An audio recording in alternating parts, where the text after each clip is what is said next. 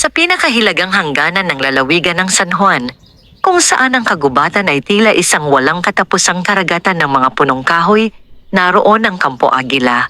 Isang himpilan ng hukbo na matagal nang nakatayo bilang bantay sa kapayapaan ng rehiyon. Sa likod ng matatayog na bakod at masusing pagbabantay ng mga gwardiya, ang mga sundalo ay namumuhay sa ilalim ng disiplina, dangal, at pangako ng paglilingkod. Kabilang sa kanila, sina Teniente Adrian Velasco at Sargento Marco de la Cruz. Dalawang lalaking hinubog ng magkaibang pinagmulan, ngunit pinag-isa ng iisang panata. Si Adrian ay anak ng isang guro at isang retiradong pulis. Lumaki siyang may malinaw na paniniwala sa batas at kaayusan. Tahimik siya, ngunit may lalim ang pag-iisip at ang kanyang mga desisyon ay palaging nakabatay sa timbang at pagsusuri. Samantala, si Marco ay nagmula sa isang pamilyang magsasaka sa kabundukan. Sanay siya sa hirap ng buhay, sa pawis at sakripisyo, at sa pakikipaglaban para sa bawat butil ng bigas. Mas palangiti at magaan ang loob, ngunit sa oras ng panganib ay matatag at walang inuurungan. Sa loob ng 2 taon ng kanilang paglilingkod, ilang ulit na silang nagkasama sa mga misyon, pagpapatrolya sa kabundukan, pagligtas sa mga sibilyan mula sa mga armadong grupo, at pagtiyak na ligtas ang mga baryong malapit sa hangganan. Sa bawat hamon, mas tumitibay ang kanilang tiwala sa isa't isa. Isang umaga ng Hunyo, tinipon ng kanilang komandante ang piling mga tauhan sa briefing room. Sa malaking mesa na may nakalatag na mapa ng kagubatan ng Sierra Verde, ipinakita ang isang bahagi ng teritoryo na matagal nang iniiwasan ng mga residente. May ulat na may gumagalaw na armadong grupo sa bahaging ito, sabi ng komandante habang tinuturo ang isang lugar na napapaligiran ng makakapal na puno at bangin. Kailangan nating kumpirmahin ang presensya nila at tiyaking walang sibilyang nasa panganib. Pinili sina Adrian at Marco bilang bahagi ng maliit na reconnaissance team. Ang kanilang tungkulin? Mag-ikot sa silangang bahagi ng kagubatan, mangalap ng impormasyon at bumalik bago lumubog ang araw. Sanay na sila sa ganitong gawain. Ngunit sa likod ng formal na tono ng utos, may kung anong kakaibang pakiramdam na bumalot sa silid.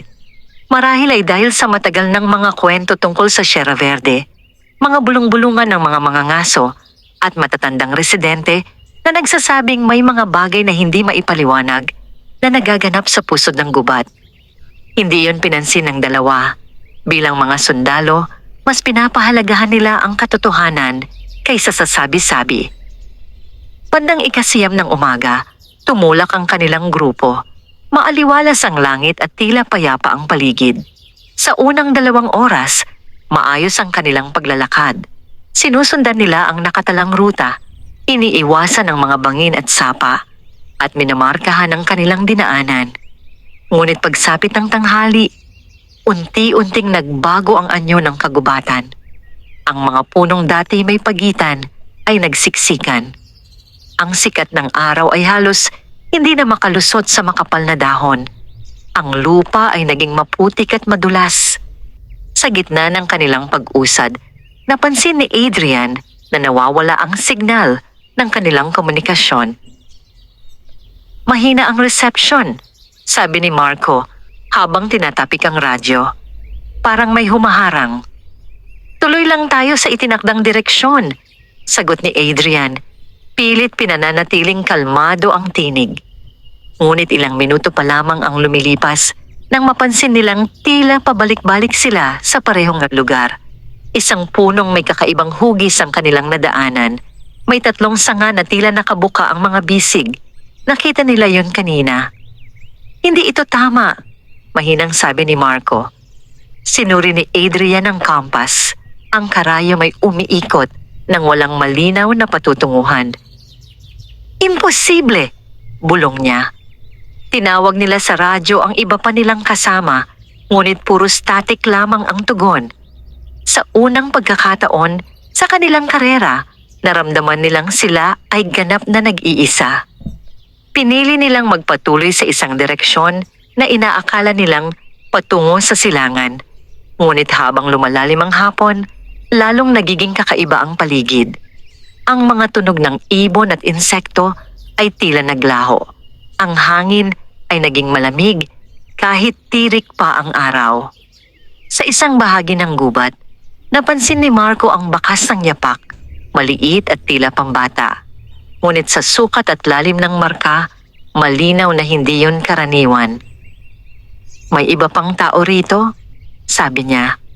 Lumuhod si Adrian at sinuri ang bakas. Hindi ito sapatos ng sundalo at hindi rin pangkaraniwang tsinelas. Hindi nila maipaliwanag ang kakaibang pakiramdam na tila may mga matang nakamasid sa bawat kilos nila. Sa bawat hakbang, may bigat na hindi nila maunawaan. Nang magsimulang lumubog ang araw, nagpasya silang humanap ng lugar na maaaring pagpalipasan ng gabi. Nakakita sila ng bahagyang mataas na bahagi ng lupa malapit sa isang maliit na batis. Doon sila pansamantalang nagkampo. Habang inaayos ang kanilang kagamitan, hindi maiwasan ni Marco ang magsalita. "May narinig ka na ba tungkol sa mga kwento sa gubat na ito?" Napatingin si Adrian. "Hindi tayo nandito para sa mga alamat." "Alam ko, pero may mga nagsasabi na may nagbabantay raw sa bahaging ito ng kagubatan. Isang nilalang na nagpapakita lamang sa mga naliligaw." Nanatiling tahimik si Adrian. Hindi siya naniniwala sa mga ganoong bagay. Ngunit sa gitna ng lumalalim na dilim at sa kawalan ng anumang malinaw na landas pauwi, may bahid ng pag-aalinlangan na sumagi sa kanyang isipan. Lumakas ang ihip ng hangin. Ang mga dahon ay kumaluskos na tila may bulong na dala. Biglang tumayo si Marco. "May narinig ka ba?"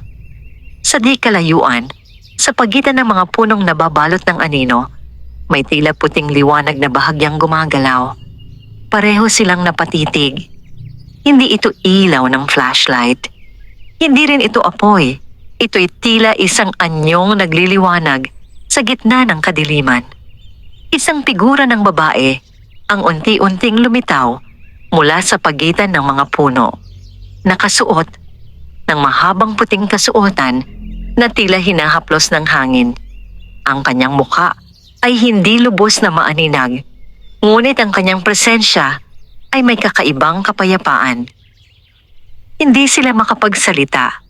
Sa gitna ng kagubatang kanilang kinatatayuan, sa oras na sila'y naliligaw at napapaligiran ng hindi maipaliwanag na pangyayari, isang misteryosong nilalang ang nagpakita sa kanila.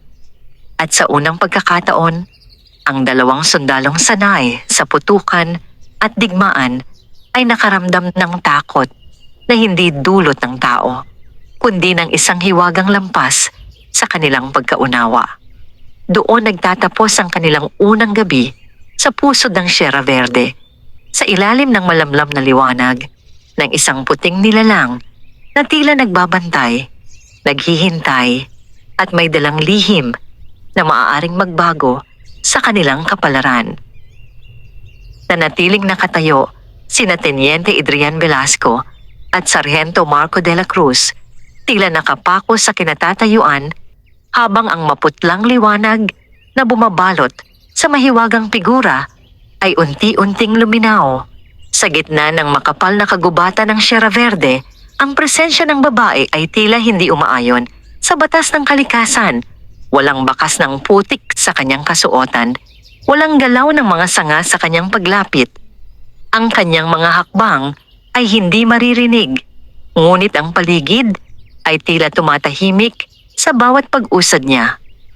"Ilapag ninyo ang inyong mga sandata," mahinahon niyang wika. Ang kanyang tinig ay hindi malakas, ngunit malinaw at may dalang kakaibang bigat. Hindi utos, kundi paanyaya na may kasamang kapangyarihan. Nagkatinginan ng dalawang sundalo. Sa kabila ng kanilang pagsasanay at disiplina, dama nilang hindi pangkaraniwan ang kanilang kaharap. Hindi sila agad sumunod. "Hindi ka namin sasaktan," Maingat na sagot ni Adrian. Ngunit kailangan naming malaman kung sino ka. Saglit na tumigil ang babae. Ang kanyang mukha ay bahagyang naliwanagan ng malamlam na liwanag na tila nagmumula mismo sa kanyang balat. Maputi ang kanyang kutis, hindi lamang sa kulay kundi sa kislap na tila may halong hamog ng umaga. Ang kanyang mga mata ay may lalim na parang nagtataglay ng alaala ng sinaunang panahon. Ako ang tinatawag ninyong puting diwata. Tugon niya, tagapagbantay ng bahaging ito ng kagubatan. Kayo ay naligaw, hindi dahil sa pagkakamali, kundi dahil may dahilan. Napakunot ang noon ni Marco. Hindi kami naniniwala sa mga ganoon. Ngunit narito kayo. Sagot ng diwata, walang bahid ng galit. At ang kagubatan ay hindi basta tumatanggap ng mga dumaraan. Isang malamig na hangin ang dumaan sa pagitan nila. Ang mga dahon ay tila yumuko sa presensya ng nilalang. Napansin ni Adrian na ang kompas sa kanyang kamay ay tuluyang tumigil.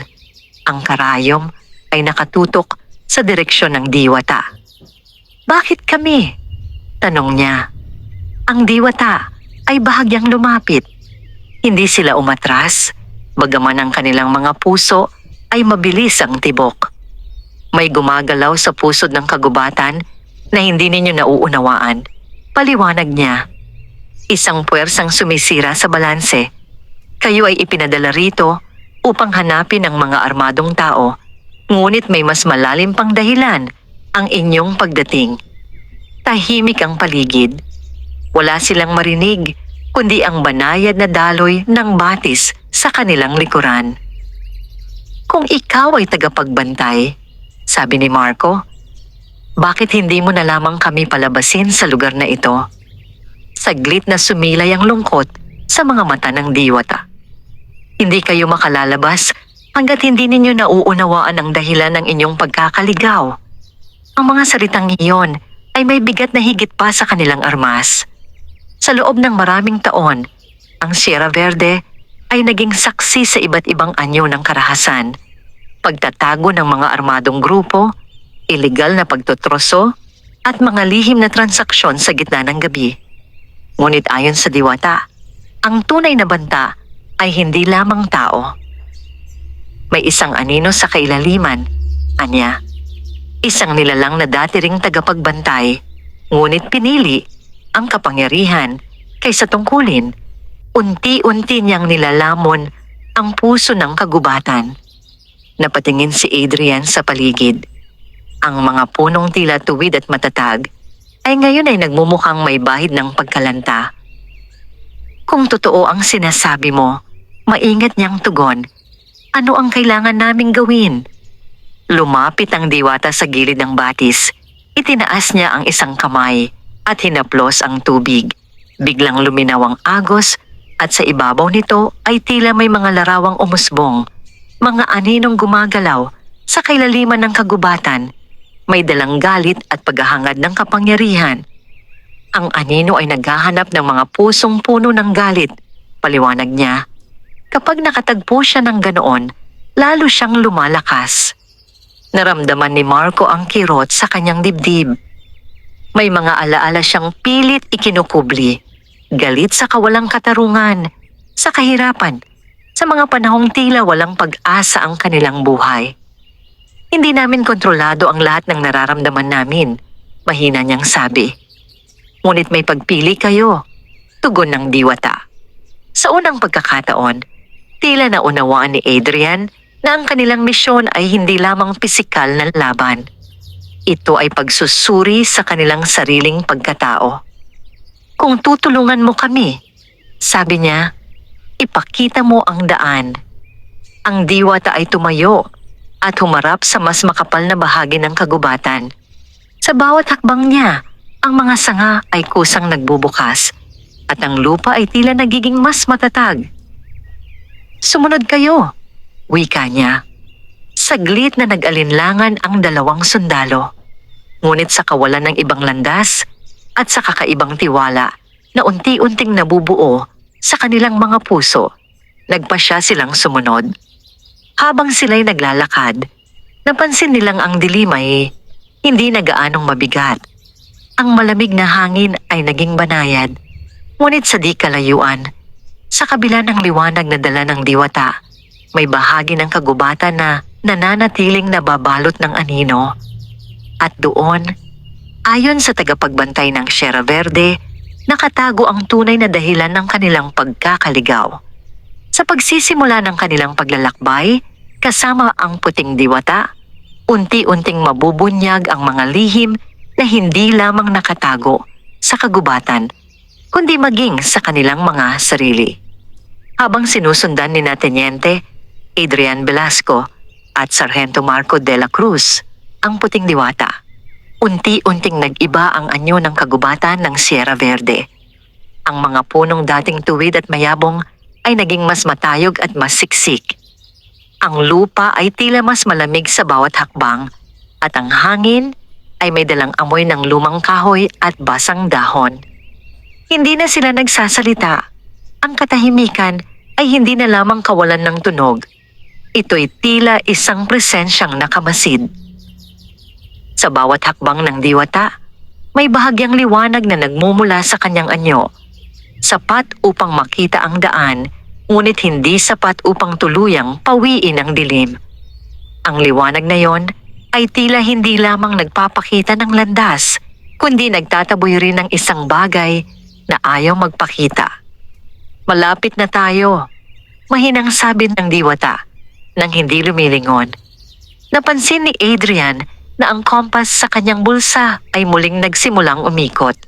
Hindi na ito tumitigil, parang may dalawang puwersang nagtutunggali sa direksyon. Ang anino ba ang dahilan kung bakit hindi gumagana ang aming mga kagamitan? Tanong niya. Ang kanyang presensya ay sumisira sa balanse. Tugon ng diwata. Kapag ang balanse ay nasisira, maging ang mga bagay na umaasa sa direksyon ay nalilito. Sa di kalayuan, may bahagyang pagyanig sa lupa. Hindi ito sapat upang sila'y matumba, ngunit malinaw na hindi ito karaniwang pangyayari. Napahinto si Marco at hinawakan ang kanyang baril. May paparating, bulong niya. Ngunit bago pa man sila makapaghandang lubos, isang malamig na hangin ang umaligid sa kanilang paligid. Ang mga dahon sa itaas ay tila nagdilim at ang liwanag ng diwata ay bahagyang humina. Mula sa pagitan ng mga punong baluktot at tila nalalanta, may isang anyong unti-unting nabuo. Hindi ganap na tao, hindi rin ganap na anino. Ang hugis nito ay parang usok na may sariling kalooban. Wala itong malinaw na mukha, ngunit ang presensya nito ay may dalang mabigat na puot. Hindi pa oras, mariing wika ng diwata. Ang anino ay tila humalakhak, isang tunog na hindi naririnig ng tainga, kundi nararamdaman sa loob ng dibdib. Naramdaman ni Marco ang biglang pag-init ng kanyang ulo. Mga alaala ng kanyang kabataan ang biglang sumagi sa kanyang isipan. Ang pang-aapi sa kanilang pamilya, ang kawalan ng hustisya, ang mga pagkakataong pinili niyang manahimik sa halip na lumaban. Ang galit na matagal niyang kinontrol ay tila muling bumangon. Marco, mariing sabi ni Adrian, manatiling kalmado. Ngunit ramdam din ni Adrian ang sariling kahinaan. Ang takot na baka mabigo siya bilang pinuno. Ang mga pagkakataong hindi niya nailigtas ang mga sibilyan. Ang mga desisyong hanggang ngayon ay bumabagabag sa kanyang konsensya. Ang anino ay tila lumalakas sa bawat sandaling iyon. Hindi ninyo ako kayang pigilan. Tila bulong na umaling-aungaw sa kanilang isipan. Lumapit ang diwata sa kanilang harapan, itinataas ang kanyang kamay. Mula rito ay umusbong ang mas maliwanag na sinag, ngunit kapansin-pansing nahihirapan siya. Hindi ko siya kayang talunin ng mag-isa, sabi niya. Kayo ang susi. Ano ang ibig mong sabihin? Tanong ni Adrian. Pilit pinipigil ang pagyanig ng kanyang tinig. Hindi siya nabubuhay sa dilim ng gabi, paliwanag ng diwata. Nabubuhay siya sa dilim ng puso. Kapag pinili ninyo ang galit, mas lalakas siya. Kapag pinili ninyo ang liwanag, mawawala ang kanyang anyo. Madaling sabihin, ngunit mahirap gawin. Ang anino ay unti-unting lumapit, tila sumusubok pumasok sa kanilang isipan. Nakita ni Marco ang sarili niyang nakatayo sa harap ng mga taong minsang nangapi sa kanya. May kapangyarihang gumanti. Nakita ni Adrian ang sarili niyang tinatalikuran ng tungkulin upang iligtas ang sarili. Hindi totoo ito, mariing sabi ni Adrian, higit sa sarili kaysa sa anino. Inalala niya ang panata bilang sundalo. Ang paglilingkod hindi para sa paghihiganti, kundi para sa kapayapaan. Ang mga sakripisyo ng kanyang pamilya, ang tiwala ng kanyang mga kasamahan. Samantala, ipinikit ni Marco ang kanyang mga mata. Inalala niya ang kanyang ina, ang kanyang mga kapatid, at ang dahilan kung bakit siya sumali sa hukbo. Hindi upang maghiganti, kundi upang magkaroon ng pagkakataong baguhin ang kanilang kapalaran. Unti-unting nabawasan ang bigat sa kanilang dibdib. Ang anyo ng anino ay nagsimulang manginig. Hindi ninyo ako maitataboy, muli nitong bulong. Hindi namin kailangang labanan ka, sagot ni Marco. Mas malinaw ang tinig ngayon. Hindi ka namin pag-aari. Sa sandaling iyon, ang liwanag ng diwata ay sumiklab ng mas maliwanag kaysa dati. Ang anino ay tila hinigop ng sariling kadiliman. Unti-unting naglaho sa hangin na parang usok na tinangay ng malakas na ihip. Muling naging tahimik ang kagubatan. Huminga ng malalim ang dalawang sundalo. Ang pagod na kanilang naramdaman ay hindi pisikal, kundi emosyonal. Tila may mabigat na batong naalis sa kanilang dibdib. Ang diwata ay bahagyang nanghina, ngunit nanatiling nakatayo. Ito pa lamang ang simula, anya. Ang anino ay hindi tuluyang nawala. Siya'y bahagi ng kagubatan at bahagi rin ng sangkatauhan. Ngunit ngayon, alam ninyo kung paano siya haharapin. Bakit kami? Muling tanong ni Adrian, mas mahinahon na ngayon. Sapagkat kayo ay may lakas, hindi lamang ng katawan, kundi ng pagpili, sagot ng diwata. At ang kagubatan ay nangangailangan ng mga pusong kayang magpasya sa gitna ng dilim. Sa di kalayuan, may bahagyang liwanag na tila nagmumula sa pagitan ng mga puno. Isang landas na hindi nila nakita kanina. Ang daan palabas? Tanong ni Marco. Isang bahagi lamang, tugon ng diwata. Ngunit bago kayo makabalik sa bayan ng San Juan, may isa pa kayong dapat maunawaan. Nagkatinginan ang dalawang sundalo. Alam nilang ang kanilang misyon ay nagbago. Hindi na lamang ito tungkol sa paghahanap ng armadong grupo o pagbalik sa kampo. May mas malalim na layunin ang kanilang pagkakaligaw. At sa pusod ng Sierra Verde, sa ilalim ng gabay ng puting diwata, nagsisimula pa lamang ang kanilang tunay na pagsubok. Nagpatuloy ang tatlo sa paglalakad patungo sa bahagyang liwanag na tumatagos sa pagitan ng mga punong kahoy. Habang papalayo sila sa lugar kung saan nagpakita ang anino, napansin ni Teniente Adrian Velasco at Sargento Marco de la Cruz na unti-unting nagbabago ang himig ng kagubatan. May mga ibong muling umaawit at ang hangin ay hindi na ganoon kabigat. Ngunit sa kabila ng bahagyang paggaan ng paligid, dama nilang hindi pa tapos ang kanilang pagsubok. May isa pa kayong dapat maunawaan, muling sabi ng puting diwata habang patuloy sa paglalakad. Ano iyon? Tanong ni Adrian. Hindi agad sumagot ang diwata. Sa halip, itinuro niya ang isang bahagi ng kagubatan na tila mas maliwanag kaysa sa iba. Habang papalapit sila, nakita nila ang isang malawak na espasyo sa gitna ng mga punong kahoy, isang clearing na tila sinadyang likhay ng kalikasan. Sa gitna nito ay nakatayo ang isang lumang bantayog na yari sa bato. Ang ibabaw nito ay natatakpan ng lumot at mga baging. Ngunit malinaw na hindi ito likha ng karaniwang kamay ng tao. May mga ukit itong hindi pamilyar, mga simbolong tila naglalarawan ng araw, buwan, at mga nilalang na kalahating tao at kalahating liwanag. Napahinto si Marco. Hindi ito nababanggit sa mga mapa. Hindi ito makikita sa karaniwang paningin, sagot ng diwata. Tanging ang mga tinatawag ng kagubatan ang nakakakita rito. Lumapit si Adrian at maingat na hinaplos ang malamig na bato. Sa sandaling iyon, tila may malamig na agos na dumaloy mula sa kanyang palad hanggang sa kanyang dibdib. Ano ito? Mahinang tanong niya.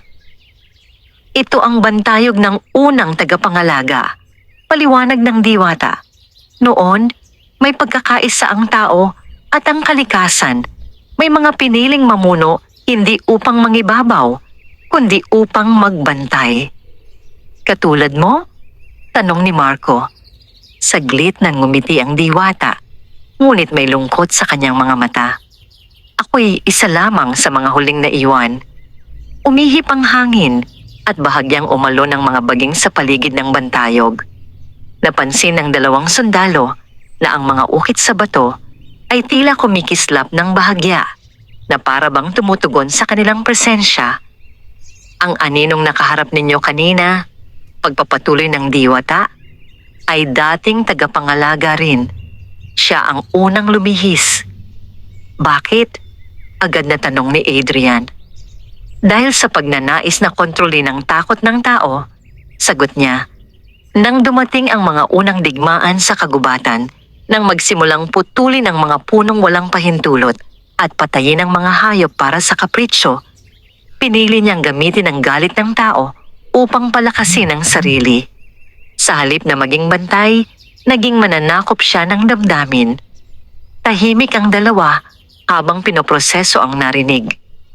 Kung ganoon, sabi ni Marco, hindi lamang ito laban ng tao at nilalang. Ito ay laban ng mga pagpili. Tumango ang diwata. At ang bawat pagpili ay may epekto, hindi lamang sa sarili, kundi sa kabuuan. Biglang lumakas ang hangin. Ang mga dahon ay umikot sa paligid ng bantayog at ang mga ukit ay lalong luminaw. Mula sa ibabaw ng bato, may bahagyang liwanag na umangat at nagmistulang hugis ng isang kalasag. Napaatras si Marco. Ano ang nangyayari? Sinusukat kayo ng bantayog, sagot ng diwata. Tinitingnan kung karapat-dapat kayong maging bahagi ng panibagong balanse. Hindi kami naghahanap ng kapangyarihan, mariing sabi ni Adrian. Hindi kapangyarihan ang ibinibigay nito, paliwanag ng diwata, kundi pang-unawa. Ang liwanag mula sa bantayog ay unti-unting lumapit sa kanila. Hindi ito mainit o masakit. Sa halip, may dala itong kakaibang katahimikan. Sa sandaling iyon, kapwa nila nakita ang ilang alaala na hindi nila kailanman ibinahagi sa iba.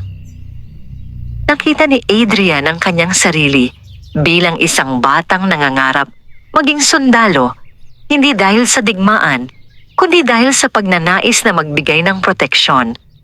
Nakita ni Marco ang kanyang ama, pawisang nagtatrabaho sa bukid, sinasabing ang tunay na lakas ay nasa kakayahang magpigil. Ang liwanag ay unti-unting naglaho at ang bantayog ay muling naging tahimik na bato. Ano ang ibig sabihin nito? Tanong ni Marco. Ibig sabihin, sagot ng diwata, na ang kagubatan ay hindi nagkamali sa pagtawag sa inyo. Biglang may narinig silang mahinang kaluskos sa gilid ng clearing. Pareho silang napalingon, agad na naging handa. Sa pagitan ng mga puno, may mga aninong gumalaw, hindi tulad ng nilalang kanina, kundi mga tao, mga armadong lalaki. Napatingin si Adrian sa diwata. Sila ba ang hinahanap namin? Hindi sila ang dahilan ng inyong pagkakaligaw, sagot niya. Ngunit sila ang bahagi ng mas malaking suliranin. Ang mga lalaki ay tila hindi sila napapansin. Abala, sa pag-uusap at pagtingin sa paligid na para bang may hinahanap din. Kung makikita nila ang bantayog na ito, bulong ni Marco. Hindi nila ito makikita hanggat hindi sila tinatawag, sagot ng diwata. Ngunit ang anino ay maaaring gamitin sila. Naging malinaw sa dalawang sundalo na ang kanilang tungkulin bilang mga kawal ay muling sumibol. Ngunit ngayon, may dagdag na kaalaman na ang kanilang mga kilos ay may implikasyon hindi lamang sa seguridad ng bayan ng San Juan, kundi sa balanse ng mismong kagubatan. Ano ang gagawin namin? Tanong ni Adrian. Gampanan ninyo ang inyong tungkulin, sagot ng diwata. Ngunit huwag ninyong kalimutan ang natutuhan ninyo rito.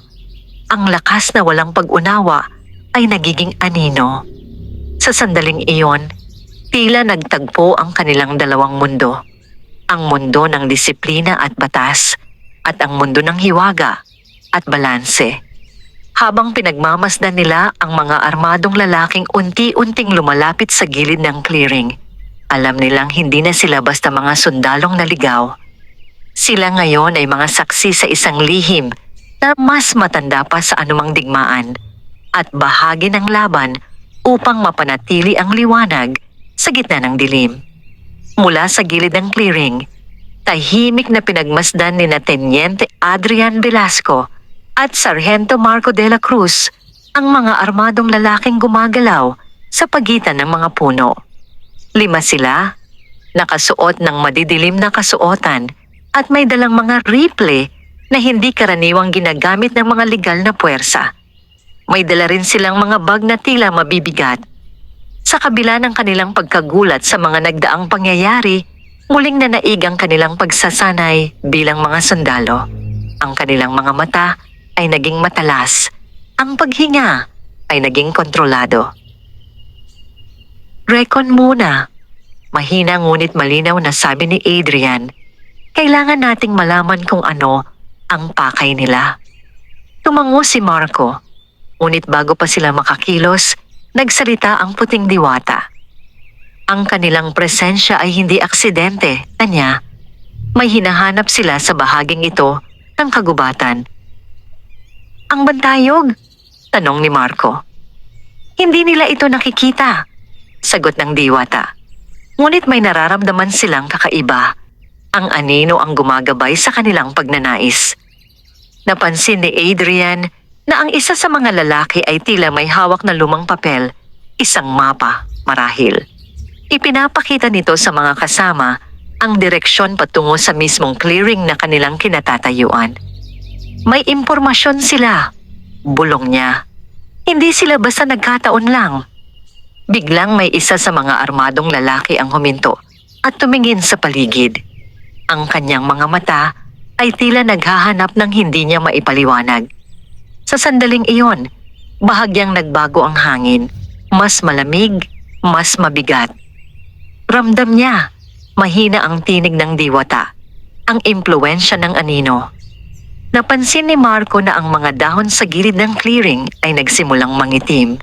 Tila natutuyo sa isang iglap.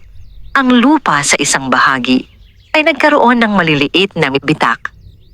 Hindi ito magtatagal, sabi ni Adrian. Kapag lumapit pa sila, maaaring maramdaman nila ang presensya natin. Kung haharapin ninyo sila, wika ng diwata, gawin ninyo ito hindi lamang bilang mga sundalo, kundi bilang tagapagpanatili ng balanse. Nagkatinginan ang dalawa. Ang kanilang misyon ay malinaw. Pigilan ang anumang banta sa bayan ng San Juan. Ngunit ngayon, may dagdag na responsibilidad.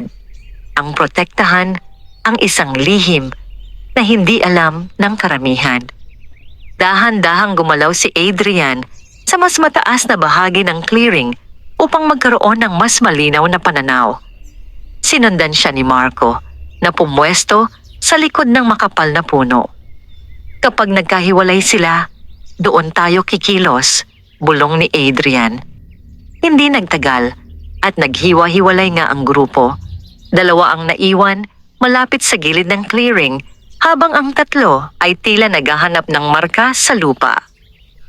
Isa sa kanila ang nagsalita. Ang tinig ay may halong pagkainip. Sigurado ka bang dito yon? Dito nakaturo ang mapa. Sagot ng isa pa.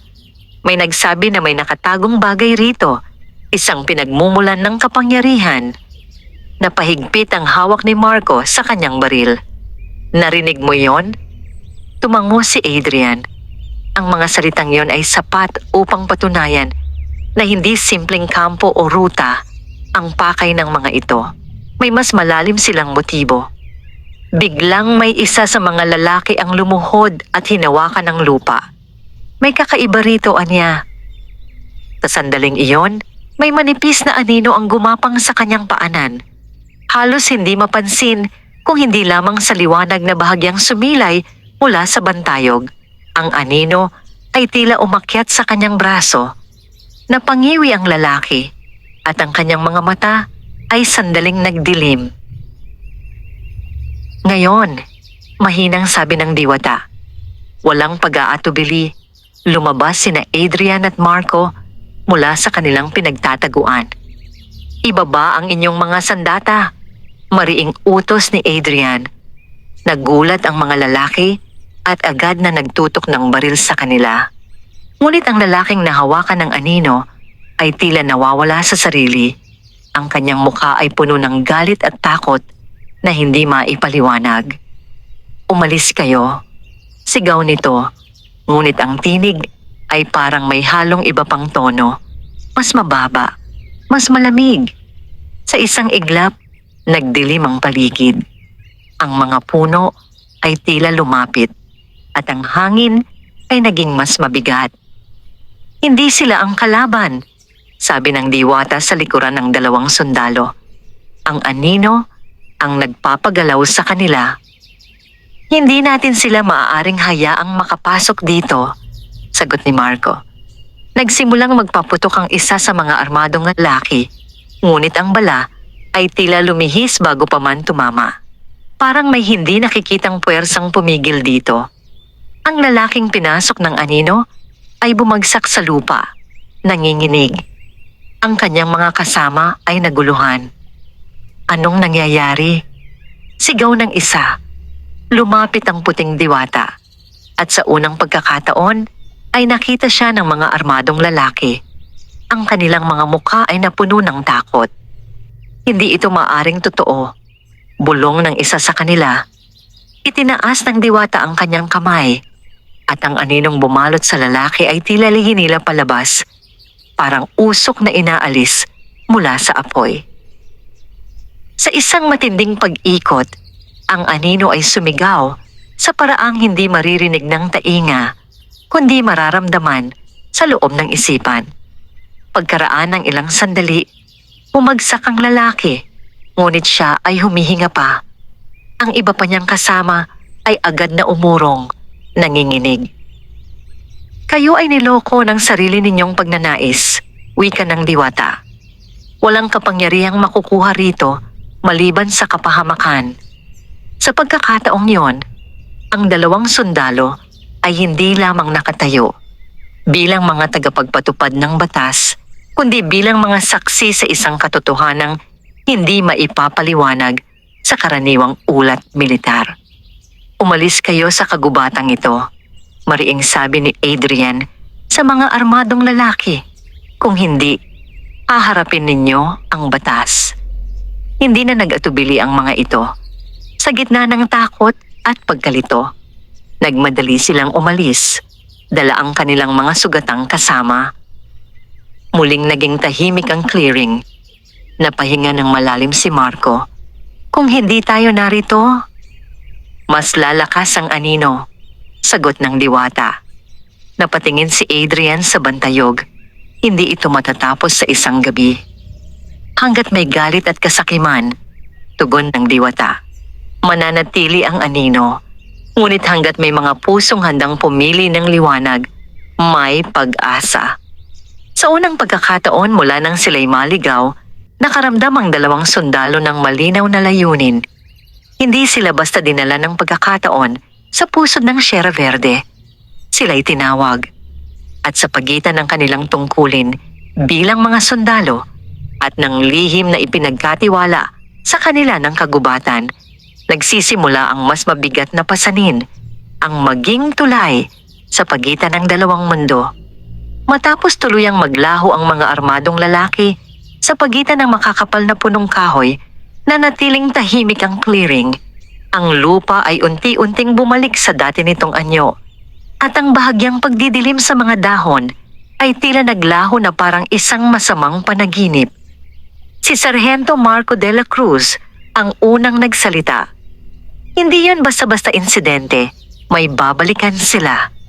Tumango si Teniente Adrian Velasco. Bilang opisyal, alam niyang hindi matatapos ang usapin sa simpleng pagpapaalis. May ulat siyang kailangang ihanda, mga desisyong kailangang gawin. Ngunit paano niya ipaliliwanag ang anino? Paano niya ilalarawan ang isang nilalang na hindi saklaw ng kanilang kaalaman? Hindi ninyo kailangang sabihin ang lahat, mahinahong wika ng puting diwata, na tila nabasa ang kanyang iniisip. Hindi lahat ng katotohanan ay kailangang ipagsigawan. Ang mahalaga ay ang kilos na bunga nito. Hindi kami maaring manahimik kung may banta sa bayan ng San Juan, sagot ni Adrian. May responsibilidad kami. At hindi ko hinihiling na talikuran ninyo iyon, tugon ng diwata. Ngunit ngayon ay alam ninyo na ang banta ay hindi lamang pisikal. May mga pusong madaling maimpluwensyahan. Lumapit si Marco sa bantayog ng unang tagapangalaga. Muli niyang pinagmasdan ang mga ukit, ang mga simbolo ng araw at buwan na tila nagsasalaysay ng siklo ng liwanag at dilim. Kung kami ang tinawag, anya, ano ang inaasahan mo sa amin? Saglit na nanahimik ang diwata. Ang kanyang anyo ay tila bahagyang kumupas, parang liwanag na unti-unting hinahaplos ng dapit hapon. Hindi ko kayo hinihiling na maging tagapagbantay kapalit ko, sabi niya. Ngunit sa mundo ninyo, kayo ang may kakayahang pigilan ang mga taong maaaring maging kasangkapan ng anino. Kung mapipigilan ninyo ang pagkalat ng kasakiman at takot, hihina siya. Hindi ganon kadali iyon, tugon ni Adrian. Ang galit ay bahagi ng tao. Ngunit ganoon din ang awa, sagot ng diwata. Sa sandaling iyon, naalala ni Marco ang lalaking pinasok ng anino. Hindi siya mukhang masama, naligaw lamang sa pagnanais ng kapangyarihan. Kung hindi sila dumating, marahil ay tuluyan na itong nilamon ng dilim. May iba pa bang katulad niya? Tanong ni Marco. Marami, sagot ng diwata. Ang anino ay hindi pumipili ng lugar. Pinipili niya ang kahinaan. Umihip ang hangin, mas banayad ngayon. Ang clearing ay tila muling naging payapa. Ngunit alam nilang pansamantala lamang ito. Kung magbabalik sila, sabi ni Adrian, handa kami. Hindi lamang sila ang dapat ninyong bantayan, paalala ng diwata. May mga taong may impluensya, may kapangyarihan sa labas ng kagubatan. Kapag narinig nila ang bulong-bulungan tungkol sa pinagmumulan ng kapangyarihan, maaaring mas marami pang magtangkang pumasok dito. Napahigpit ang panga ni Adrian. Alam niyang totoo iyon. Sa mundo ng tao, ang chismis ay maaaring maging apoy na mabilis kumalat. Kung ganoon, Anya, kailangan nating siguraduhing walang makakalapit dito nang walang pahintulot. Sa unang pagkakataon, bahagyang ngumiti ang diwata. Iyan ang diwa ng pagiging bantay, hindi pagmamayari, kundi pag-iingat. Lumuhod si Marco at hinawakan ang lupa. Hindi namin alam kung paano namin babalansehin ang dalawang mundong ito. Hindi ninyo kailangang gawin mag-isa, sagot ng diwata. Sa oras ng pangangailangan, tatawagin ko kayo at kung tatawagin ninyo ako, makikinig ako. Paano namin malalaman? Tanong ni Adrian. Lumapit ang diwata at marahang hinawakan ng kanyang palad. Isang malamig, ngunit hindi masakit na pakiramdam ang dumaloy sa kanyang balat. Nang alisin niya ang kanyang kamay, may bahagyang marka roon. Isang simbolong kahawig ng ukit sa bantayog. Ganito rin ang nangyari kay Marco. Iyan ang paalala, sabi ng diwata. Hindi ito sugat, kundi tanda ng kasunduan. Pinagmasdan nila ang marka. Hindi ito matingkad, ngunit malinaw na naroon. Isang panata? Tanong ni Marco. Isang pagpili, sagot ng diwata. Unti-unting nagbago ang kulay ng langit sa pagitan ng mga sanga. Ang dapit hapon ay nalalapit. Alam ng dalawang sundalo na kailangan na nilang magpasya. Kailangan naming bumalik sa kampo, sabi ni Adrian. Maghahanda kami. At babalik ka kami, dagdag ni Marco. Tumango ang diwata. Ang landas palabas ay bukas na. Sa gilid ng clearing, may landas na tila ngayon lamang nila napansin, malinaw at tuwid. Hindi tulad ng kagubatang kanilang dinaanan. Ang dilim na bumalot sa kanila noong una ay tila tuluyan ng naglaho. Bago sila tuluyang umalis, muling nagsalita si Adrian. Kung sakaling hindi kami makabalik agad, magiging matatag ang kagubatan, sagot ng diwata. Ngunit mas magiging malakas ito kung may mga taong handang manindigan. Nagkatinginan ang dalawang sundalo.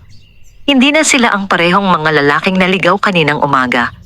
May dala silang kaalaman at higit pa rito, isang responsibilidad na hindi nakasulat sa anumang opisyal na utos.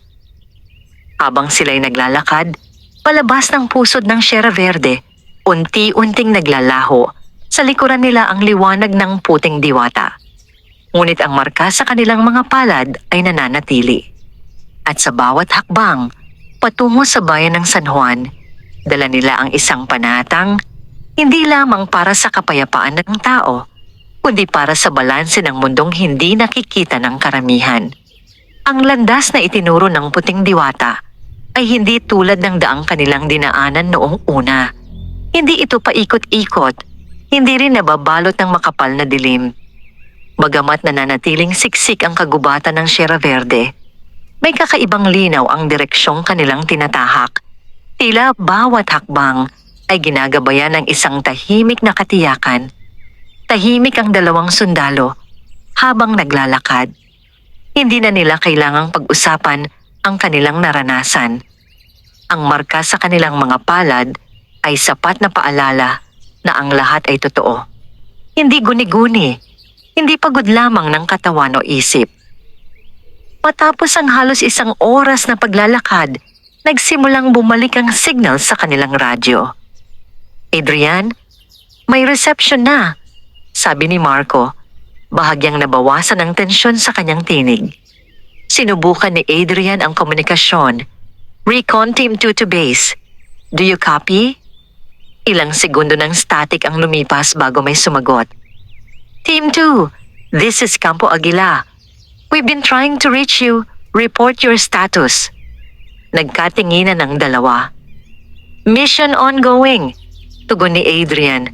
Maingat ang pagpili ng salita. We encountered an armed group within Sector East. 5 individuals. Light engagement avoided. They retreated northbound. No casualties on our end. Hindi niya binanggit ang anino. Hindi niya binanggit ang bantayog. May mga bagay na hindi maaaring isama sa opisyal na ulat. Copy that, sagot ang Besedye. Return immediately for debrief. Pagsapit nila sa gilid ng kagubatan, naramdaman nilang parang may manipis na hangganang kanilang tinawid. Isang hindi nakikitang linya sa pagitan ng dalawang mundo. Ang bigat sa hangin ay tuluyang naglaho at ang mga tunog ng karaniwang buhay ay bumalik. Uni ng ibon, lagaslas ng hangin at ang malayong ugong ng sasakyan mula sa kalsada patungo sa bayan ng San Juan. Pagdating nila sa Campo Aguila, agad silang sinalubong ng kanilang komandante, si Colonel Ramirez, isang veteranong opisyal na kilala sa pagiging istrikto ngunit makatarungan. Report, maikli niyang utos sa loob ng briefing room. Maayos na inilatag ni Adrian ang kanilang nakita, ang armadong grupo, ang posibleng motibo at ang direksyon ng kanilang pag-atras. Maingat niyang inilarawan ang lugar, ngunit iniwasan ang pagbanggit sa clearing at sa bantayog. May nakita ba kayong kampo? Tanong ng kolonel. Wala po, sir, sagot ni Marco. Pero mukhang may hinahanap sila sa mas malalim na bahagi ng kagubatan. Nag-isip sandali ang kolonel. We'll dispatch another unit tomorrow. For now, you two rest. Good work. Matapos ang debriefing, lumabas sina Adrian at Marco sa gusali. Ang gabi ay tahimik at ang ilaw mula sa poste ng kampo ay tila kakaibang maliwanag matapos ang kanilang pinagdaanan. Hindi tayo maaaring magpadala ng mas maraming tao roon, mahinang sabi ni Marco. Kung hindi natin pipigilan, mas marami ang papasok. Tugon ni Adrian. Kailangan nating maging maingat. Napansin ni Marco na tila kumikirot ang marka sa kanyang palad. Hindi ito masakit, ngunit parang may banayad na init na nagpapaalala sa kanya ng kanilang kasunduan. Ramdam mo rin ba? Tanong niya. Tahimik na ipinakita ni Adrian ang kanyang palad. Bahagyang kumikislap ang simbolo, halos hindi mapansin kung hindi titingnang mabuti. May nangyayari sa kagubatan, sabi ni Adrian. Hindi pa ito tapos. Kinabukasan, bago pa man tuluyang sumikat ang araw, nagising si Marco sa isang kakaibang panaginip. Nasa gitna siya ng clearing, ngunit wala roon ang bantayog. Sa halip, may malaking bitak sa lupa at mula rito ay umaangat ang makapal na usok. Sa gitna ng usok, narinig niya ang tinig ng puting diwata. Ang anino ay hindi umatras. Siya ay naghahanap ng mas malakas na sisidlan. Bigla siyang nagising, pawisan, ngunit malinaw ang alaala ng panaginip. Kasabay nito, may kumutok sa pintuan ng kanyang barracks. Si Adrian. Nagising ka rin? Tanong nito. Tumango si Marco. Nanaginip ka rin ba? Hindi iyon basta panaginip, sagot ni Adrian. Sa parehong sandali, sabay nilang naramdaman ang init sa kanilang mga palad. Sa labas ng kampo, sa direksyon ng Sierra Verde, may manipis na ulap na tila mas madilim kaysa sa karaniwan. Isang bahagyang pagbabago na hindi mapapansin ng ordinaryong mata. Ngunit para sa dalawang sundalong minsang naligaw at tinulungan ng puting diwata, malinaw ang kahulugan nito. Ang kanilang pagbabalik sa kampo ay hindi katapusan ng kanilang tungkulin. Ito ang simula ng mas malawak na laban. Isang laban na hindi lamang nakikita sa mga baril at mapa, kundi sa mga pusong maaaring piliin ang liwanag o ang anino. At sa katahimikan ng umaga sa bayan ng San Juan, unti-unting nagbabadya ang panibagong pagsubok. Mula sa tore ng pagbabantay ng Campo Aguila, malinaw ang tanaw sa hilagang bahagi ng kagubatan ng Sierra Verde. Sa unang tingin, tila payapa ang lahat. Ang mga punong kahoy ay nakatindig ng marilag at ang manipis na hamog sa umaga ay nagbibigay ng karaniwang anyo ng katahimikan. Ngunit para kina Teniente Adrian Velasco at Sargento Marco de la Cruz, may pagbabago sa hangin. Hindi ito normal, mahinang sabi ni Marco habang nakatanaw sa malayong bahagi ng kagubatan. Tumango si Adrian. May gumagalaw, hindi ko man makita, pero ramdam ko. Mula ng gabing iyon, hindi na nawala ang bahagyang init sa kanilang mga palad. Ang marka ay hindi kumukupas. Sa halip, tila mas malinaw kapag sila'y nakaharap sa direksyon ng kagubatan. Bandang 9:00 ng umaga, ipinatawag sila ni Colonel Ramirez. May bagong intel, diretsong sabi ng kolonel. May impormasyon tayong natanggap na may isang grupo mula sa labas ng lalawigan na nag-iimbestiga sa kabundukan. Hindi sila ordinaryong armadong lalaki. May pondo sila, may koneksyon. Napatingin si Adrian kay Marco. Ano ang pakay nila, sir? Tanong ni Adrian. May kumakalat na usap-usapan, Sagot ng kolonel. Tungkol sa isang enerhiya raw sa gitna ng kagubatan, isang bagay na maaring gamitin. Nanahimik ang dalawa. Maghahanda tayo ng mas malawak na operasyon, dagdag ng kolonel. Pero kailangan ko muna ng kumpirmasyon. Kayo ang pinakahuling nakapasok sa Sector East. Ano ang pakiramdam ninyo?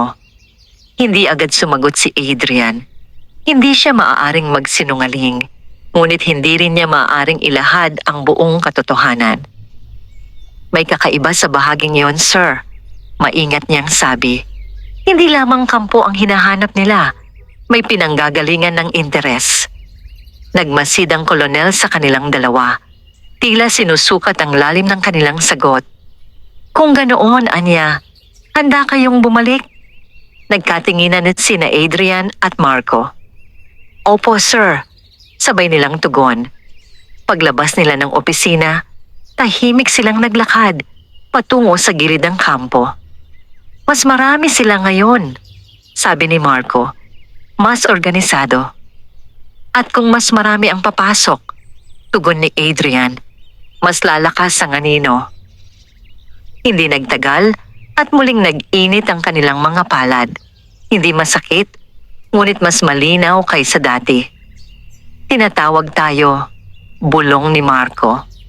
Sa sandaling iyon, tila may manipis na alon ng hangin ang dumaan sa kanilang paligid. Bagamat walang puno, sa loob ng kampo ang gumalaw. Sa gilid ng kanilang paningin, may bahagyang puting liwanag na sumilay at agad ding naglaho. Hindi siya makalapit dito, sabi ni Adrian, pero kaya niyang magbigay ng babala. Kinahapunan, habang inihahanda nila ang kanilang kagamitan para sa muling pagpasok sa kagubatan, may balitang dumating mula sa isang barangay malapit sa paanan ng Sierra Verde. May isang magsasakang natagpuan sa gilid ng bukid. Walang sugat, ngunit walang malay. Nang magising, paulit-ulit lamang niyang sinasabi ang isang salita. Anino. Agad silang nagtungo sa barangay kasama ang isang maliit na team. Sa kubo ng magsasaka, nakita nila ang isang lalaking nasa 40 taong gulang. Nanginginig ang mga kamay at may bakas ng takot sa mga mata. Ano ang nakita mo? Mahinahong tanong ni Marco. May dumaan sa bukid ko, sagot ng lalaki. Hindi tao, hindi hayop, parang usok, pero may mata. Nagkatinginan ng dalawang sundalo. Nasaan ito nangyari? Tanong ni Adrian. Malapit sa daan papuntang gubat, sagot ng magsasaka. Parang may hinahanap. Paglabas nila ng kubo, naging malinaw ang sitwasyon. Hindi na lang sa loob ng kagubatan, sabi ni Marco. Lumilipat na siya, tugon ni Adrian. Sa di kalayuan, sa pagitan ng mga puno ng niyog at saging sa gilid ng bukid, may sandaling paggalaw ng anino. Mabilis at halos hindi mapansin. Kasabay nito, mas tumindi ang init sa kanilang mga palad. Hindi natin siya maaaring hayaang makahanap ng bagong sisidlan, mariing sabi ni Marco. Hindi, sagot ni Adrian. At ngayon, mas malinaw ang papel natin. Sa unang pagkakataon, mula nang magsimula ang kanilang pakikipagsapalaran, ang banta ay hindi na lamang nasa loob ng Sierra Verde. Unti-unti itong lumalapit sa bayan ng San Juan at kung magtatagumpay ang anino na makapasok sa puso ng komunidad sa mga taong puno ng takot, galit o paghahangad, mas magiging mahirap itong pigilan. Habang papalubog ang araw, malinaw ang isang katotohanan. Ang laban ay hindi na lamang laban para sa kagubatan. Ito ay laban para sa bawat pusong maaaring maging tahanan ng dilim. Kinagabihan, nagtipon sina Teniente Adrian Velasco at Sargento Marco de la Cruz sa maliit na operations room ng Campo Aguila. Nakalatag sa mesa ang mapa ng bayan ng San Juan at ng kalapit na kabundukan ng Sierra Verde. May mga markang pula sa mga lugar kung saan huling namataan ng armadong grupo at kung saan natagpuan ang magsasakang nawalan ng malay. Hindi na ito isolated incident, sabi ni Adrian habang tinuturo ang pagitan ng kagubatan at ng mga sakahan. Unti-unti siyang lumalapit sa komunidad. Hindi siya basta gumagala, dagdag ni Marco. May hinahanap siyang mas matatag na sisidlan. Tahimik ang silid. Sa labas, maririnig ang mahinang yabag ng mga sundalong nagro-ronda. Ngunit sa loob, malinaw na ang susunod nilang hakbang ay hindi na lamang karaniwang operasyon. Bandang 10:00 ng gabi, may natanggap silang ulat mula sa isa pang barangay. Isang kabataang lalaki ang biglang nagwala sa gitna ng kalsada. Ayon sa mga saksi, tila may kausap ito kahit walang tao sa paligid. Nang pigilan, nagpakita ito ng lakas na hindi akma sa kanyang pangangatawan. Agad silang nagtungo roon. Sa barangay hall, nakita nila ang binatang si Joel, 22 taong gulang, anak ng isang tricycle driver. Nakaupo siya sa isang bangko, pawisan at tila pagod. Ngunit ang kanyang mga mata ay may kakaibang dilim. Ano ang nangyari? Mahinahong tanong ni Marcos sa kapitan ng barangay. Bigla na lang siyang sumigaw, sagot ng kapitan. Sabi niya may bumubulong daw sa kanya. Nang pigilan namin, halos hindi namin siya maawat. Lumapit si Adrian kay Joel. Naririnig mo ba siya ngayon? Dahan-dahang itinaas ng binata ang ulo. Hindi siya titigil. Mahina niyang sagot. Sabi niya tutulungan niya ako. Bibigyan ako ng lakas para gumanti. Napahigpit ang panga ni Marco. Gumanti kanino? Sa sandaling iyon, bahagyang nag-init ang kanilang mga palad. Sa lahat ng nangapi sa akin, sagot ni Joel. At sa kanyang tinig ay may halong ibang tono, mas mababa, mas malamig. Nagkatinginan ang dalawang sundalo. Marco? Bulong ni Adrian. Tumango si Marco at marahang lumuhod sa harap ng binata. Joel, pakinggan mo ako. Walang lakas na nagmumula sa galit ang magdadala ng kapayapaan. Biglang natawa si Joel, ngunit ang tunog ay hindi ganap na kanya. Ang ilaw sa barangay hall ay bahagyang kumurap. Mahina kayo, sabi ng tinig na tila hindi kanya. Kayo'y nagpipigil, ngunit ako'y magbibigay laya. Sa sandaling iyon, nakita ni na Adrian at Marco ang manipis na anino sa likod ng binata, parang usok na nakadikit sa kanyang likuran. Hindi siya ang kalaban, mahigpit na sabi ni Adrian. Ang anino ang kumakapit. Muling sumigaw si Joel at tumayo ng biglaan. Ilang tao ang napaatras, ngunit bago pa man siya makakilos ng marahas, inilapit ni Marco ang kanyang palad sa noo ng binata. Hindi ka nag-iisa, mariing sabi niya. Kasabay nito, inilapit ni Adrian ang kanyang palad sa dibdib ng binata. Sa unang pagkakataon, sabay na nagliwanag ang mga marka sa kanilang mga kamay, mas maliwanag kaysa dati. Mula sa kanilang mga palad, may banayad na liwanag na dumaloy patungo kay Joel. Hindi ito nakasisilaw, ngunit sapat upang mapansin ng lahat sa silid. Sumigaw ang anino. Isang tunog na hindi naririnig ng tainga, kundi nararamdaman sa loob ng isipan. Unti-unti itong kumalas mula sa likod ng binata. Bumagsak si Joel sa mga bisig ni Marco, nawalan ng lakas, ngunit humihinga ng maayos. Sa sahig, saglit na naganyong usok ang anino bago ito naglaho sa hangin. Muling naging normal ang ilaw. Tahimik ang lahat. Ano yon? Nanginginig na tanong ng kapitan ng barangay. Nagkatinginan sina Adrian at Marco. Isang panganib na hindi ninyo dapat harapin mag-isa, sagot ni Adrian. Kung may makaranas muli ng ganoon, ipaalam agad sa amin. Paglabas nila ng barangay hall, malamig ang hangin. Mas nagiging matapang siya, sabi ni Marco. Hindi, sagot ni Adrian. Mas desperado. Sa di kalayuan, Sa direksyon ng Sierra Verde, may bahagyang paggalaw sa dilim, parang usok na muling nagtitipon. Hindi niya tayo mapipigilan sa kagubatan, dagdag ni Adrian, kaya sinusubukan niyang maghanap ng mas madaling sisidlan. Mga pusong sugatan, mahinang sabi ni Marco. Tahimik silang tumayo sa gilid ng kalsada, nakatanaw sa bundok. Sa unang pagkakataon, malinaw sa kanila ang kabuuan ng laban. Ang anino ay hindi basta nilalang ng kagubatan. Isa itong puwersang nabubuhay sa loob ng tao, sa galit, sa takot, sa pagnanais ng paghihiganti. At kung hindi nila mapipigilan ang pagkalat nito sa bayan ng San Juan, ang kagubatan ay hindi na lamang ang malalagay sa panganib, kundi ang mismong puso ng komunidad. Lumipas ang ilang araw matapos ang insidente kay Joel, ngunit hindi bumalik sa dati ang pakiramdam sa bayan ng San Juan.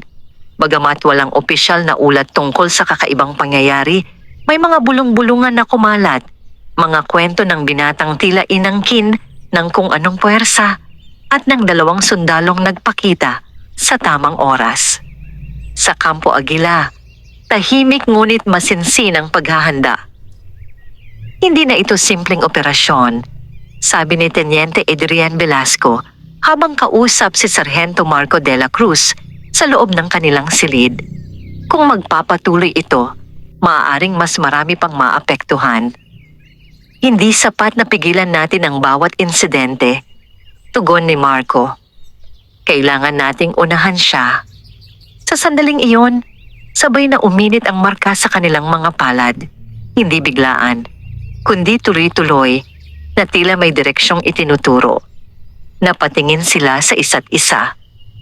Sa gitna ng bayan, mahina, ngunit tiyak na, sabi ni Adrian. Agad silang lumabas ng kampo at nagtungo sa plaza ng San Juan. Papalubog na ang araw, at ang liwanag nito ay nagbibigay ng ginintuang kulay sa lumang simbahan at sa mga tindahang nakapaligid sa parke. Sa unang tingin, walang kakaiba. Ngunit nang tumuntong sila sa gitna ng plaza, biglang bumigat ang hangin. Ang mga taong naglalakad ay tila hindi napapansin ang pagbabago, ngunit para sa kanila, malinaw ang presensya. Sa tabi ng lumang balete sa gilid ng parke, may lalaking nakaupo, isang negosyanteng kilala sa lugar, si Ricardo Salazar. Tahimik siyang nakatingin sa malayo, ngunit ang kanyang mga mata ay tila may kinikim-kim na galit. Siya ang susunod, bulong ni Marco. Napansin ni Adrian ang manipis na anino sa likod ng balete. Mas makapal kaysa dati, mas buo ang anyo. Dahan-dahan silang lumapit. Magandang hapon, Ginoong Salazar, bati ni Adrian. Hindi agad sumagot ang lalaki. Nang tumingin ito sa kanila, may sandaling pagdilim sa kanyang mga mata. May problema ba, Teniente? Malamig niyang tanong. Bago pa makasagot si Adrian, narinig nila ang bulong. Hindi mula sa lalaki, kundi mula sa anino, sa likod ng puno. Siya'y puno ng pagnanais. Ibigay ninyo siya sa akin. Biglang tumayo si Salazar. Matagal ko nang pinaghirapan ang lahat. Anya, tila may kausap na iba. Kung may kapangyarihang makakatulong sa akin, bakit ko tatanggihan? Nagsimulang umikot ang hangin sa paligid ng balete. Ang mga dahon ay kumaluskos kahit walang malakas na ihip. Ginoong Salazar, maring sabi ni Marco, walang kapangyarihang walang kapalit. Ngunit tila hindi na sila naririnig ng lalaki. Ang anino ay unti-unting bumabalot sa kanyang balikat. Sa sandaling iyon, may bahagyang liwanag na sumilay sa pagitan ng mga puno. Ang presensya ng puting diwata, hindi ganap na nakikita ng iba, ngunit malinaw sa 2 sundalo. Ngayon, marang wika ng kanyang tinig sa kanilang isipan. Hindi lamang siya ang ililigtas ninyo, kundi ang buong bayan. Lumapit sina Adrian at Marco, sabay na inilapit ang kanilang mga palad sa hangin sa pagitan nila at ng lalaki. Ang lakas ay hindi pag-aari ng galit, mariing sabi ni Adrian. Ang tunay na kapangyarihan ay nasa pagpili, dagdag ni Marco. Nagliwanag ang kanilang mga marka, mas maliwanag kaysa sa anumang nangyari noon. Mula rito ay may sinag na tila kumalat sa paligid, hindi lamang patungo kay Salazar kundi sa mismong plaza. Ang mga taong naroon ay napahinto, tila nakaramdam ng kakaibang kapayapaan. Sumigaw ang anino. Mas malinaw ngayon ang anyo. Isang hugis na may matang nagliliyab sa puot. Ngunit habang lumalakas ang liwanag, unti-unti itong napaatras. Hindi ninyo ako mapipigilan hanggat may galit sa mundong ito. Sigaw nito. Hindi namin kailangang alisin ang galit, sagot ni Adrian. Kailangan lamang naming itong lampasan.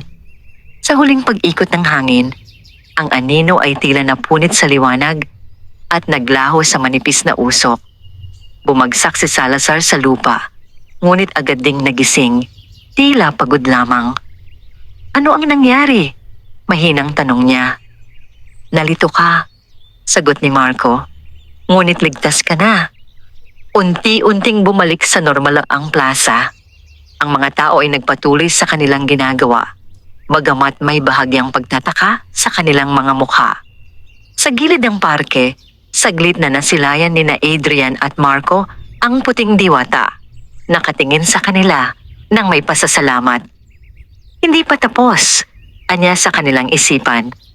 Ngunit ngayon, alam na ninyo ang lakas ng liwanag kapag pinili. Unti-unti siyang naglaho sa hangin. Tahimik na tumayo ang dalawang sundalo sa gitna ng plaza ng San Juan. Hindi nila alam kung kailan muling susubok ang anino.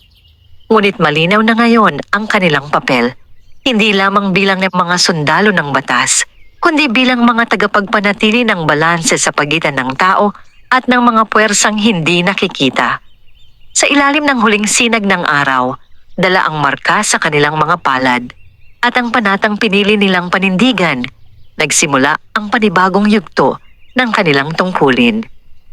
At sa bayan ng San Juan, sa gitna ng liwanag at dilim, nanatiling may pag-asa.